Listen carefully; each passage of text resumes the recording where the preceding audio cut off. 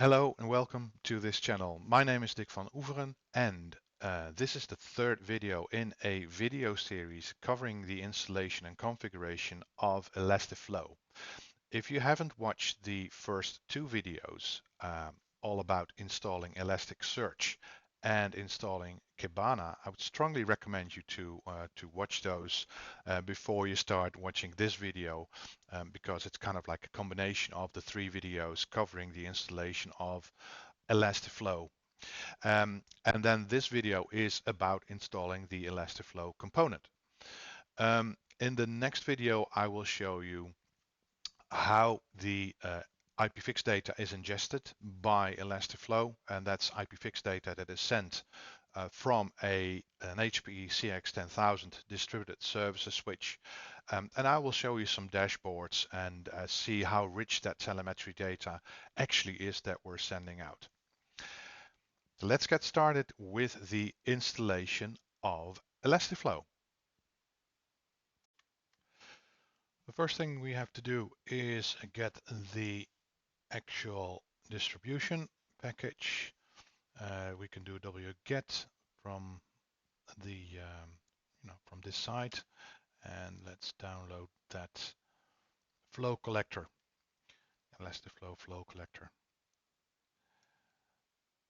And then once it's downloaded, we just give it a couple of seconds. Once it's downloaded, we can get the checksum of the downloaded file, and we can verify that checksum in the web browser.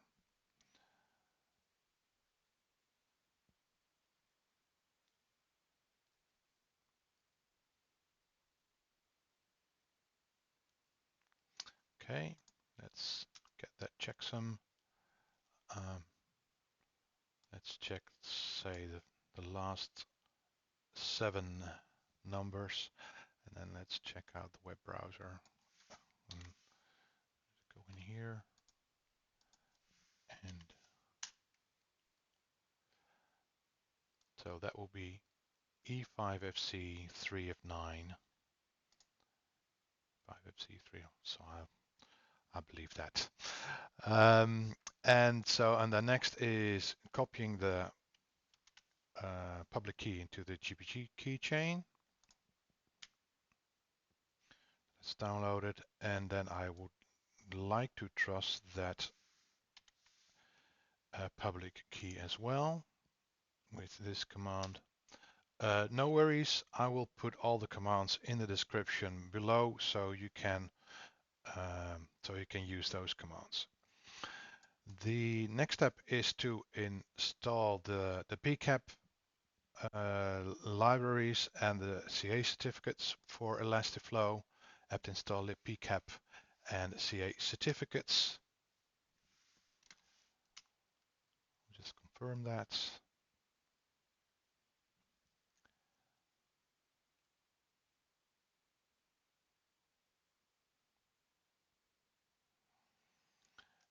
And before we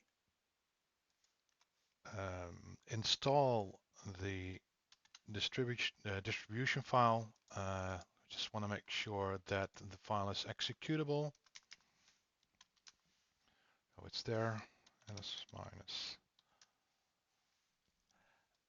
And then we can install the flow collector through the apt command. And there we go. This will take a wee while, and we'll continue once the installation is done. Oh, actually, it's done now. It's pretty fast. And next is getting into the, I should say, critical path, which is the configuration of the of Elastiflow. And there's quite some stuff that we have to do there. Let's move into the etc Elastiflow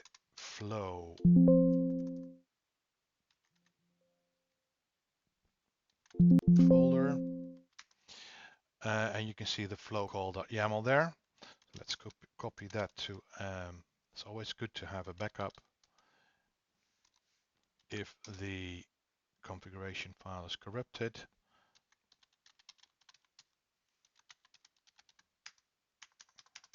and let's edit the flow call.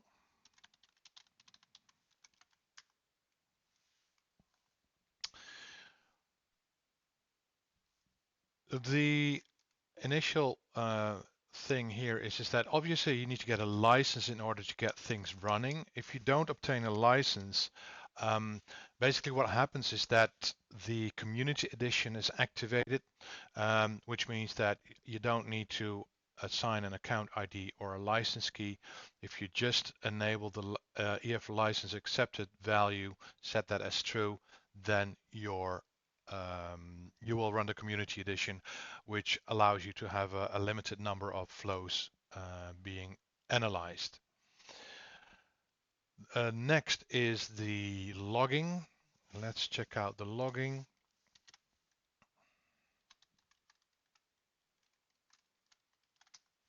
That's there.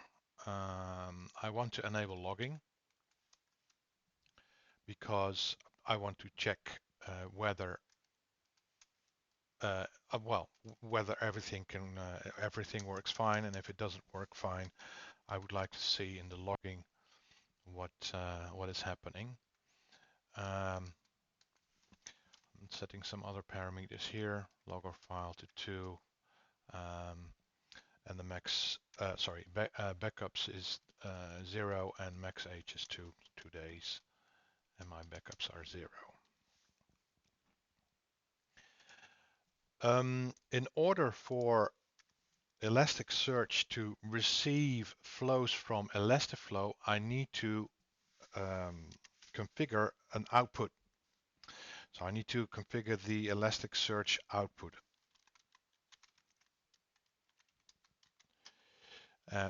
which is here. Again, quite a lot of parameters that you have to set there. And what I'm going to do is these are all marked, and I will just copy the output values in here. I'll just go through them. Okay. My output Elasticsearch address is 10.12.11.40 which is the address and TCP port that was configured earlier when the installation of Elasticsearch.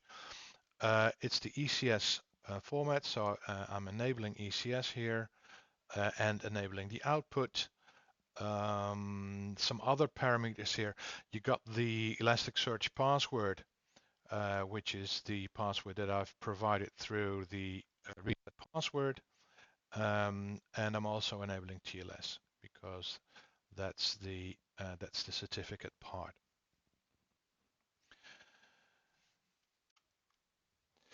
And the other thing that I'd like to do is maybe some enrichments.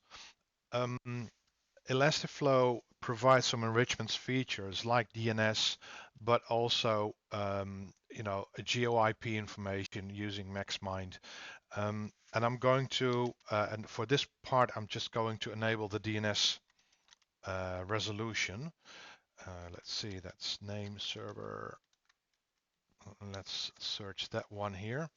There you go, enrich IP address DNS name server. I'm going to enable that, provide the IP address of the DNS server.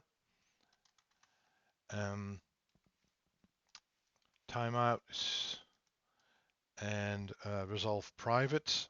I want to resolve private and public IPs. And that's really what it is there. And so this should be the configuration of Elastiflow.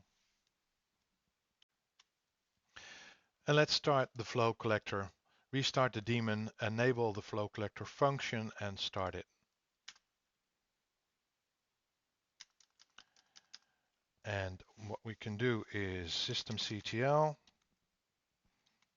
status flowcoll. Let's see if it's running. It seems to be running. And of course, we can also do the journalctl. You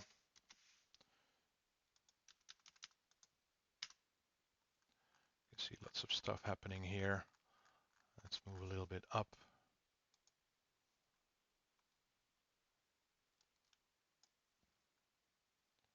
And well, there's lots of stuff happening here, but I think this looks good. And maybe also have a look at the log.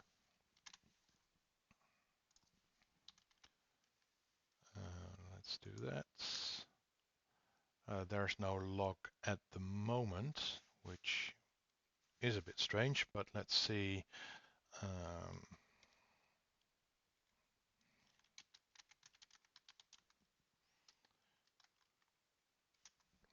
Elastiflow.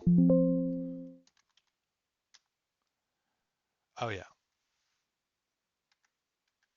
there's another folder.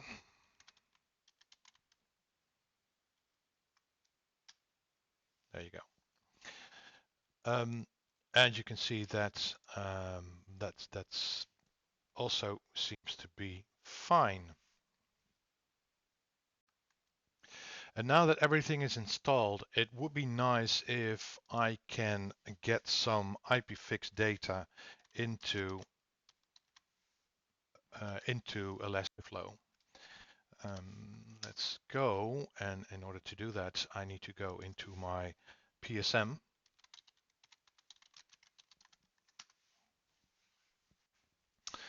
And set a flow exporter for the switches. And I already have a flow exporter configured. However, what I'm going to do is I'm going to change the IP address. Let's take the flow export here. You can see I've got this net observe here, which now points to 10.12.11.28. I'm going to change that to the new server, change it to 40, and save it. It should be updated here in a second.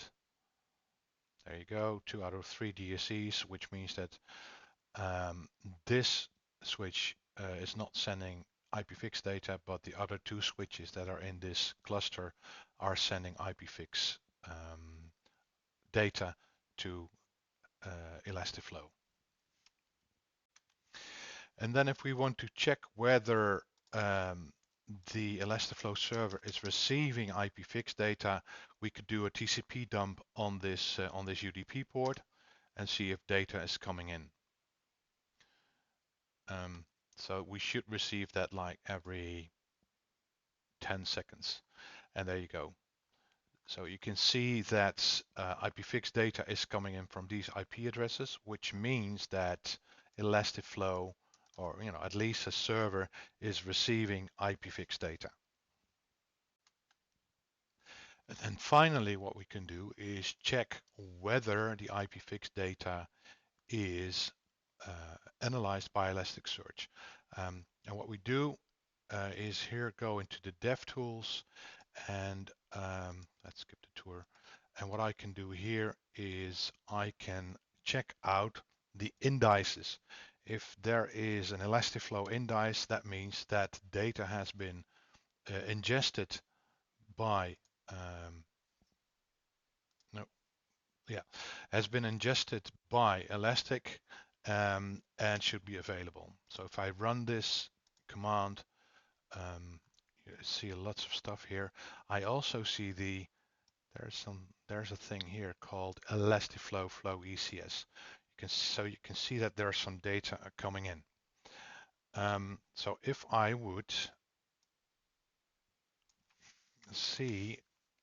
want to check out the content of that index, let's see if this is the right one. It's the same one, 001. I think it's the right one. Yes. And so what you can see here, you see the actual flow data coming in with all the IPFix and all the information elements. This means that Elastiflow and Elasticsearch is ingesting the data for analysis.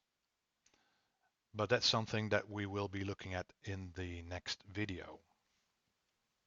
And this concludes the installation and configuration of Elastiflow.